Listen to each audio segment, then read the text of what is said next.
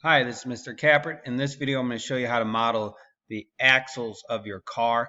This is the easiest part. So, File, New, Part. You're then going to start a 2D sketch, which is under the 3D Model tab. Choose a plane. I normally choose XY, but it doesn't matter. And then use the Circle tool. Now, you're going to use this circle, and you definitely want to make this 2 millimeters. Make sure you put mm because we didn't change the units within here. If you're using inches, use Google to convert it. If you're using millimeters or centimeters, remember you go Document Settings, Units, and you can drop down. I'm using millimeters. Okay, so if you're using inches, you don't need to do what I just did. So now what you want to do is finish the sketch,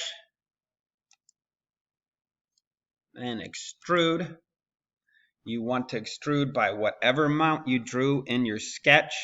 Don't use my numbers. I'm putting silly numbers in once again. Now this should be in millimeters. Looks good, right?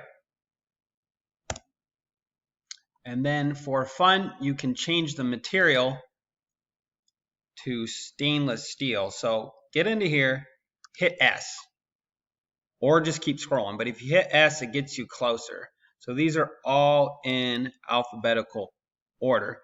So you can look at all these different stainless steels. You could just use steel. I just think it's fun because look at, now it's metal. Awesome.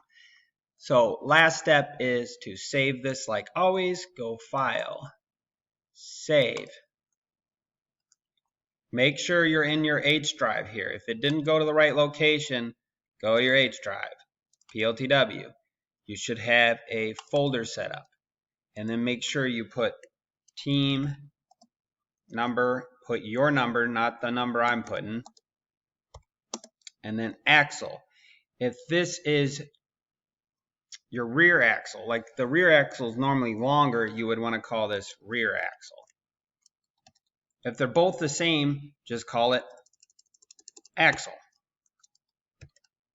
If you want to do your front one first, call it front axle. When you go to do your other axle, if it is a different length, it's the same exact process. Make sure you hit save. Let me know if you have any additional questions on how to model this axle.